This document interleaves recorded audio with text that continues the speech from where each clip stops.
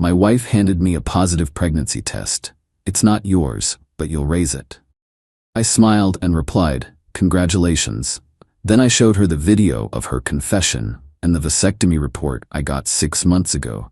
Her face as I handed her the divorce papers. I, 38 male, work as a senior risk analyst. My job is to stare at data all day and find the one tiny variable that's out of place. The one number that's lying. I find it, I pull the thread, and the whole faulty system unravels. I'm meticulous. I'm patient. I'm not a fictional hero. I'm just a man who knows how to read the patterns. My wife, Alara, 35, always said she loved that about me. She called it my stable genius. She, on the other hand, is impulsive, passionate, all big emotions. We were the opposites attract cliché. We've been married for 7 years, no kids, a decision she was always very, very clear on. She didn't want to ruin her body or give up her freedom. I was fine with that. About a year ago, I started noticing a new pattern. Her work husband, Reed, a new guy in her marketing department, late-night project deadlines, dinners with the team that I was never invited to, the scent of a cologne that wasn't mine on her jacket. It was just data. I didn't get angry. I got methodical.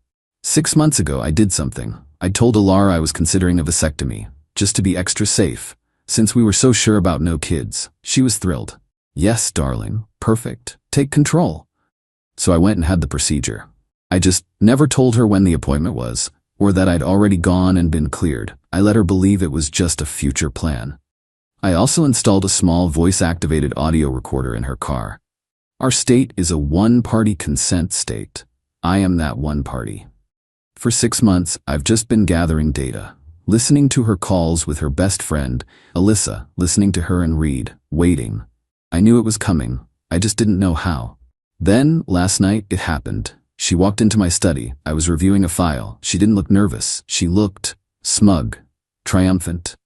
Victor, she said, her voice dripping with false concern. We need to talk. She slid a positive pregnancy test onto my desk, right on top of a quarterly risk report.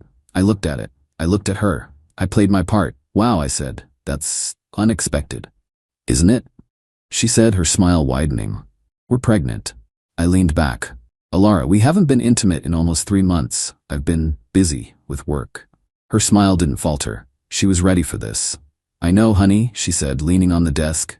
And that's the thing. I need to be honest, it's not yours. She let that hang in the air. This was her big move. It's Reed's, she said, as if discussing the weather. I know this is a shock, but my feelings for him, it doesn't matter. What matters is us. I just stared, waiting for the rest of the data. I'm not leaving you, Victor. Don't be silly. She laughed, a light, airy sound. I'm not giving up this house. I'm not giving up my life. Reed can't give me this. She gestured around my study, my house, the one I bought and paid for 5 years before I ever met her. So, you'll raise it, she stated. You'll be the father, it'll be our baby, and we will never ever speak of Reed again. It's the only logical solution, you'll see. There it was, the entire faulty system, laid bare. I smiled, a small, tight smile. Congratulations, I said. Her smugness faltered, just a fraction. She was expecting yelling, tears, begging. That's it? She asked. Congratulations? Yes, I said. You've run quite the scenario, but you've missed a few variables. I swiveled in my chair and opened the bottom drawer of my desk. I pulled out a large brown manila envelope. My dossier. What's that? She asked, her voice suddenly tight. I slid out the first paper. This, I said, is my vasectomy report, from 6 months ago. The follow-up test confirms a 0 sperm count. I am, as they say, shooting blanks. Her face went from pale to a sickly, greenish white. The blood just left. You lied to me, she whispered. I omitted a timeline. Yes, you seemed so happy with the idea of it, I didn't want to rush you. I slid out the second item, a small black USB drive. And this, I said, is from your car. My favorite is the 45-minute call with Alyssa from last Tuesday, the one where you planned this entire conversation. Your exact words were, he's too weak to leave. He'll just accept it. He's a born provider, not a fighter. Her eyes were wide with panic. You spied on me. That's illegal. You can't. One-party consent, Alara. I'm the one party. It's perfectly admissible. And finally, I said, sliding out the thick stack of papers I'd had my lawyer Kira draw up 3 months ago. These, divorce papers, adultery, fraud, already signed and notarized by me. I stood up and walked around the desk. I handed her the entire envelope. My lawyer will be serving you officially tomorrow morning. You are not on the deed to this house. You are not on the mortgage. You are a guest, and your stay is over. You have 48 hours to schedule a time to retrieve your personal belongings. She didn't faint. She didn't cry. She imploded. You bastard, she shrieked, throwing the papers at me. You tricked me. You set me up. You knew. You set yourself up, I said, picking up the vasectomy report. You just miscalculated the risk. I am pregnant. You can't do this. You can't throw a pregnant woman out. I'll tell everyone. You should probably tell Reed. He's the father. After all, he needs to prepare. You're going to need his help. She stared at me, her chest heaving. She finally saw the man she'd married, the one who pulls the thread. I am not leaving, she hissed. This is my house. I'll see you in hell. You'll see me in court, I replied. I opened my study door. Get out. She's gone. For now, she's at Alyssa's. The first thing I did after she left was call my locksmith. New high-security locks on all doors. New codes on the garage and the security system. Then I called Kira. It's done. She knows. Execute the plan. I'm sitting in my study. It's quiet. I'm out the cost of a locksmith and about to be out tens of thousands in legal fees. But the faulty system is unraveling, and I'm just waiting.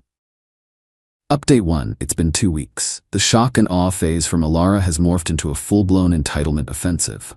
I'm not a sociopath anymore, her word via text. I'm now a financial terrorist. It's creative.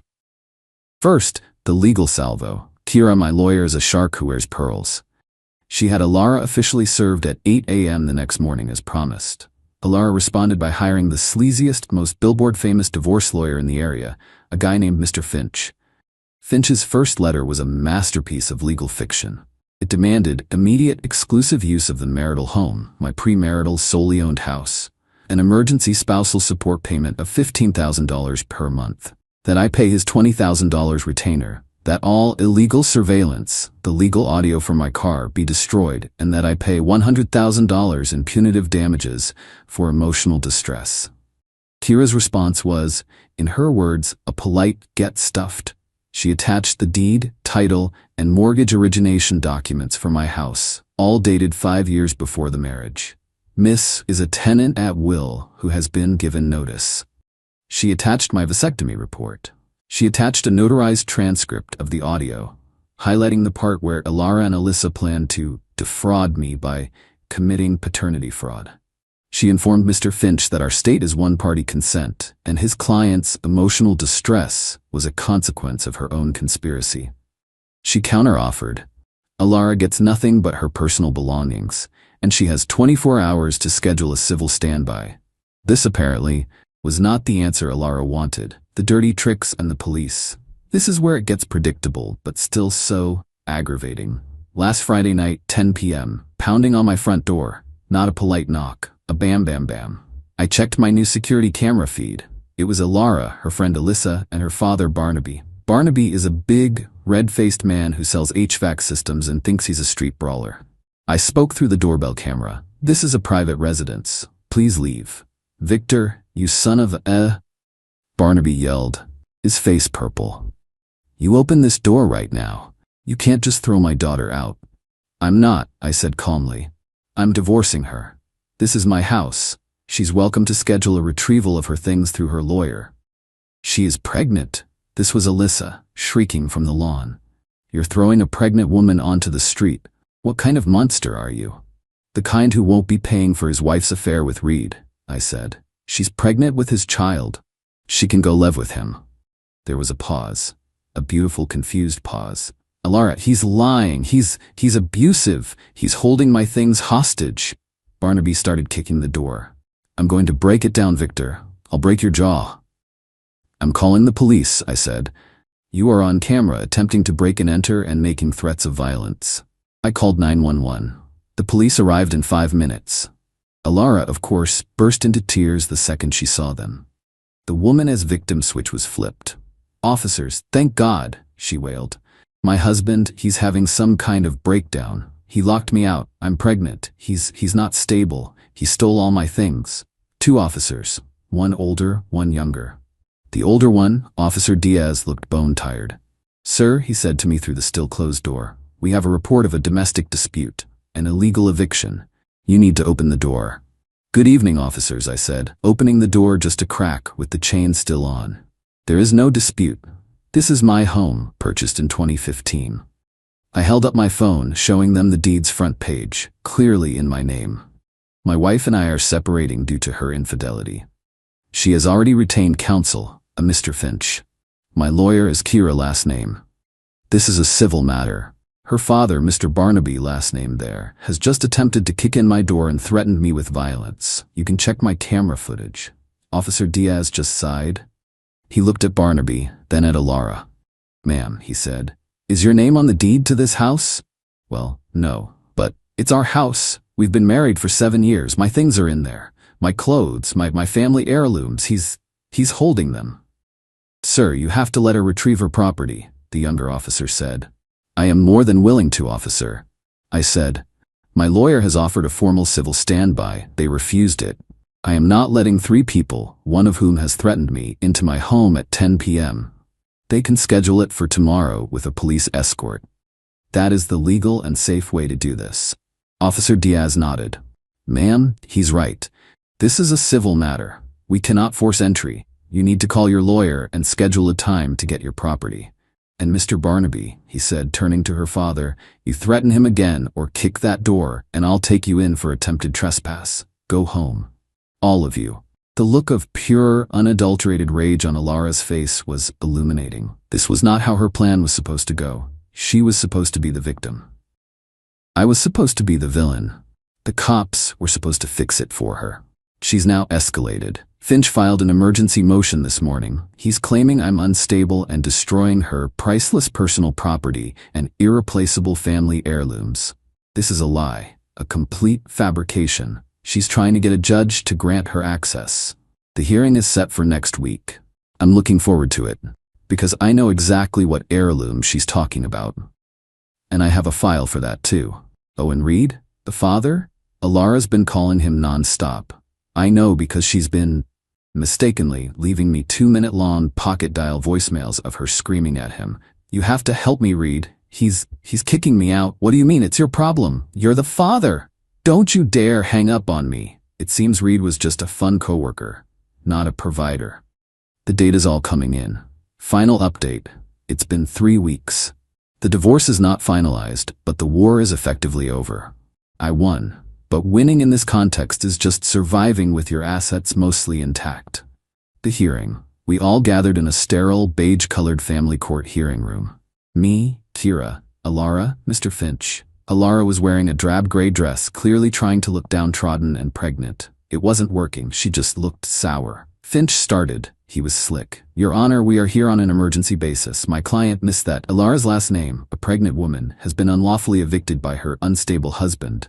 He gestured at me. "He is currently holding her priceless, irreplaceable personal property hostage. We are asking for immediate exclusive access to the home to retrieve these items." The judge, a no-nonsense woman in her 50s, looked over her glasses.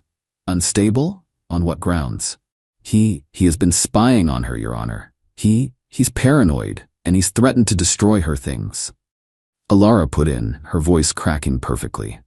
"What things specifically?" the judge asked, looking at Finch. A collection of antique illustrated books, Your Honor," Finch said, checking his notes. "Bequeathed to her by her great-aunt.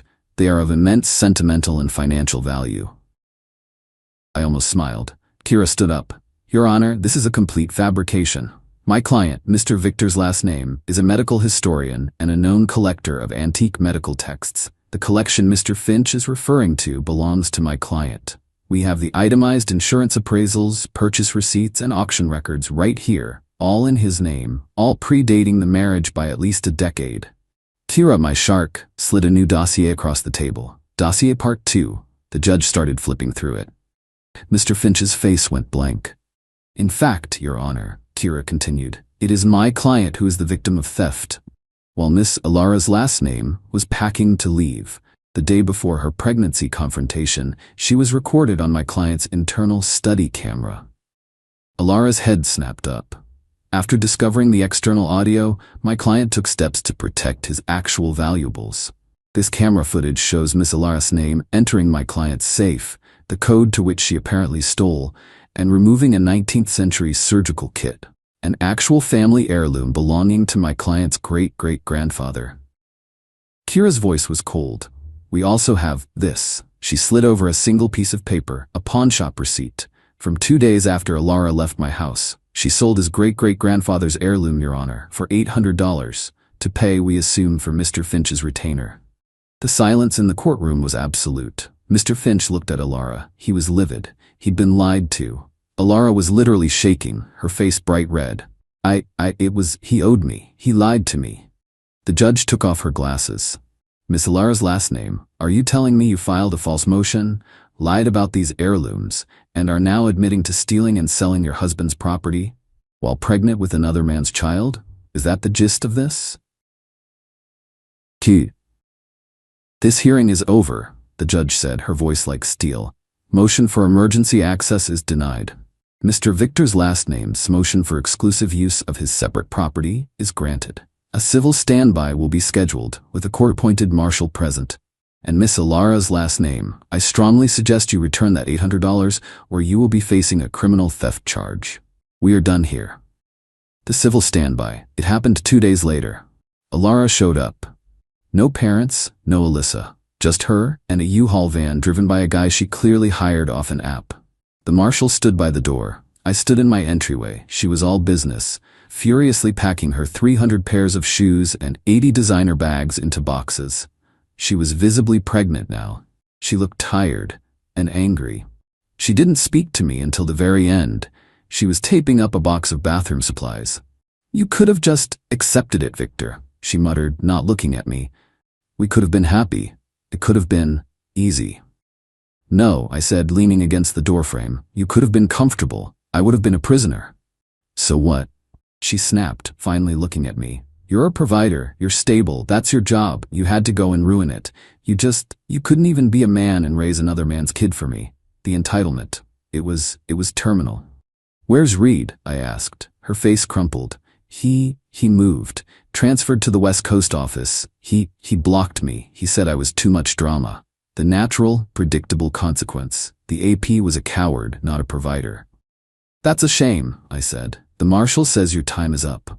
The final resolution. The divorce was brutal, but fast. Once the theft was on the table, Alara had no leverage. I agreed to drop the criminal charges for theft. I'd already bought my surgical kit back from the pawn shop, another $1,200 loss for me to fix her crime. In exchange, she signed everything. She walked away with her clothes, her car, which was in her name, thank God, and her personal debt. She got no alimony. She got no stake in my house. She got no part of my pension or my collections. The judge finalized it based on the clear evidence of fraud and dissipation of assets, the theft. I'm still here, in my house. It's quiet. I'm out about $50,000 in legal fees. I'm out the $1,200 to get my heirloom back. I'm out 7 years of my life. So in a very real way, I lost. But I'm free. The faulty system is gone. I heard from a former mutual friend that Alara is living with her parents. Barnaby and Fiona are apparently not happy about funding her and the baby. She's due soon.